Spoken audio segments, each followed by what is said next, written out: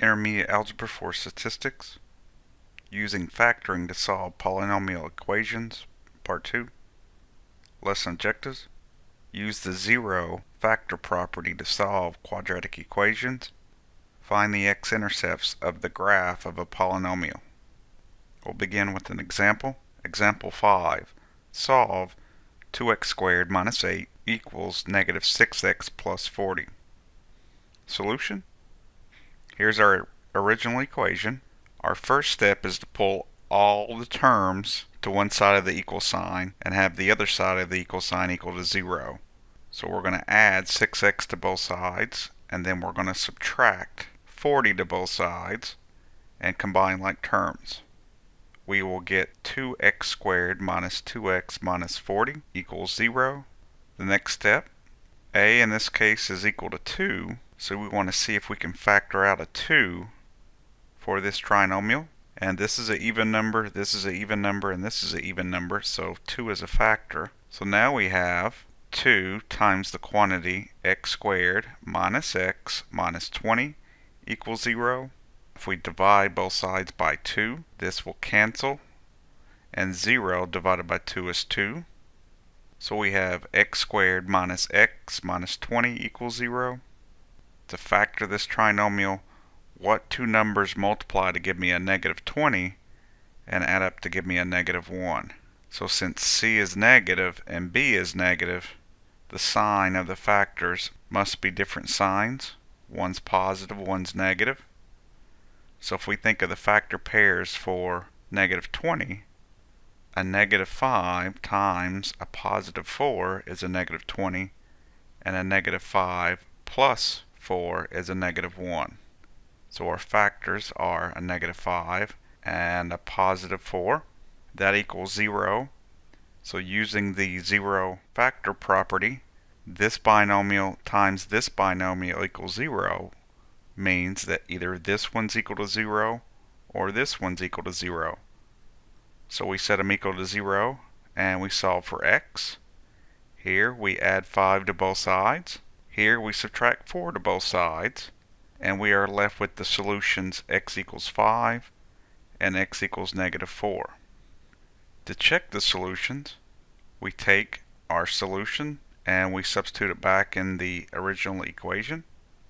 The left-hand side should equal the right-hand side of the equal sign. We substitute in our 5 and follow the order of operation. We're going to square first. 5 squared is 25. Next, we perform multiplication before addition and subtraction. We are left with 50 minus 40. Does that equal negative 30 plus 40? So 50 minus 40 is 10. Negative 30 plus 40 is 10. And we have 10 equals 10. So the left-hand side equals the right-hand side. It checks. For our other solution, when x equals negative 4, again, we use the order of operation. Negative 4 squared is 16. Now we multiply. We are left with 32 minus a negative 32 for the left-hand side. The right-hand side is 24 plus 40, and we have 64 equals 64. It checks. So we have verified our solutions. Using the graphing calculator and y1, we put the left-hand side of the equation in, and y2 we put in the right-hand side of the equation. We use our table feature and we see when x is 5, y1 and y2 equal the same value, 10. And when x is a negative 4, y1 and y2 are the same, 64. Example 6. Solve the quantity x plus 2 times the quantity x minus 4 equals 7. Now this one's a little bit different because now this is not equal to 0. So we can't use the zero factor property as it stands now. So our first step is to full this out. So x times x gives me x squared. X times minus 4 is minus 4x. 2 times x is 2x. And 2 times negative 4 is negative 8. This gives us x squared minus 2x minus 8 equals 7.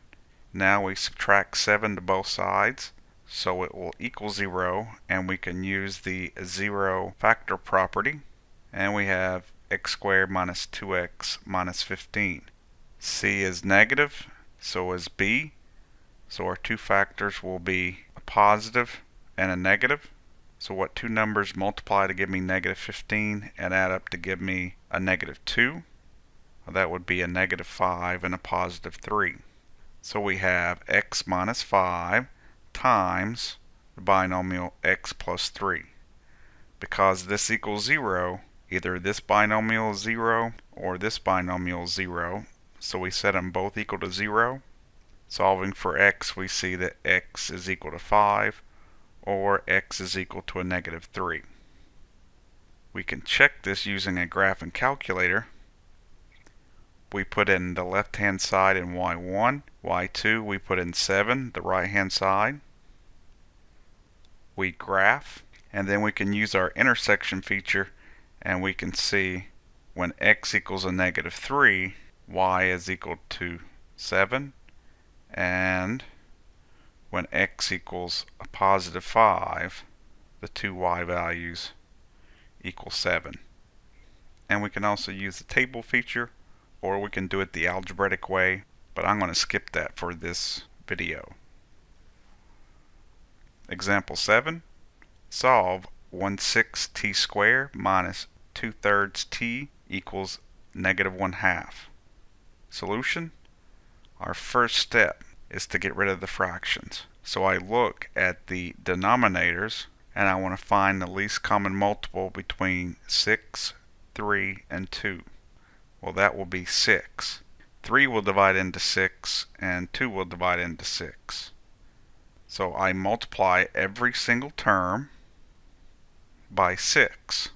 So 6 times 1/6 is 1. 6 times 2/3 is 4. And 6 times a half is 3. So we are left with 1t squared, which is t squared, minus 4t, and that's equal to a negative 3. The next step, we want to add 3 to both sides. So that way we have this trinomial equal to 0. Next, we want to factor the trinomial. C is positive, b is negative. So since c is positive, both factors will be negative. So what two numbers multiply to give me a positive 3 and add up to give me a negative 4? That would be negative 3 and negative 1. So we have t minus 3 times t minus 1. Using the 0 factor property, we set both those equal to 0 and solve. We see that t is equal to 3 and t is equal to a positive 1.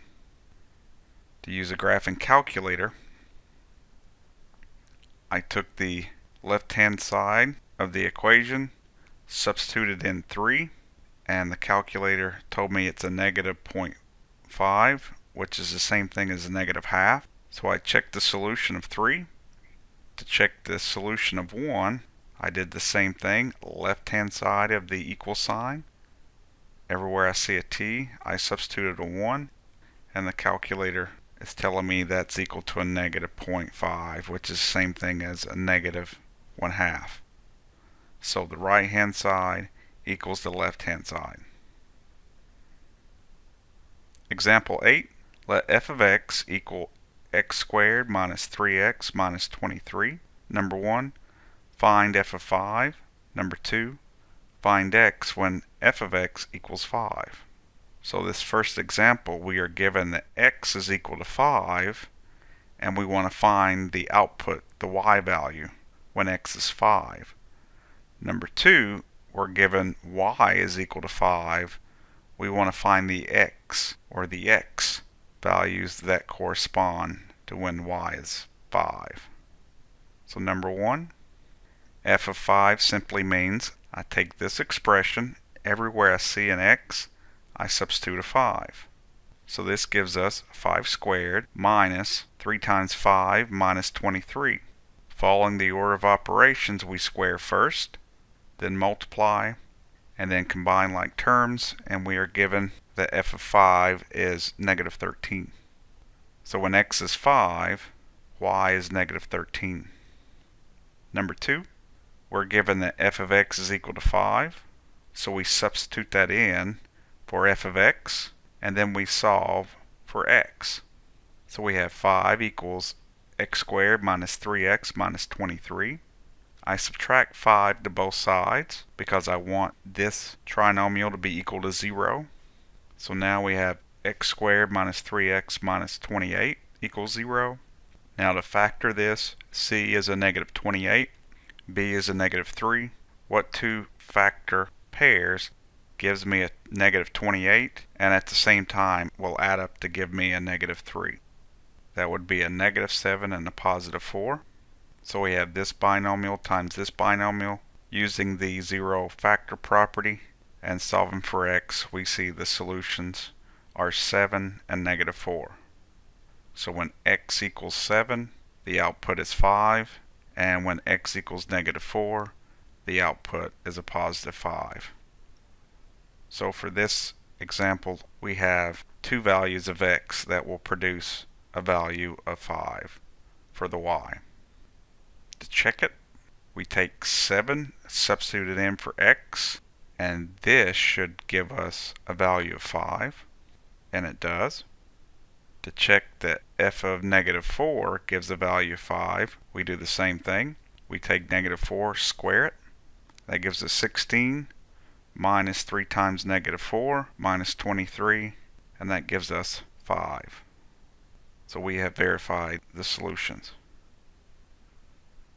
Using a graphing calculator, if we type the function in y1, using our table, we see that when x is 5, y is a negative 13, and when x is 7, y is a positive 5, and when x is a negative 4, y is a positive 5.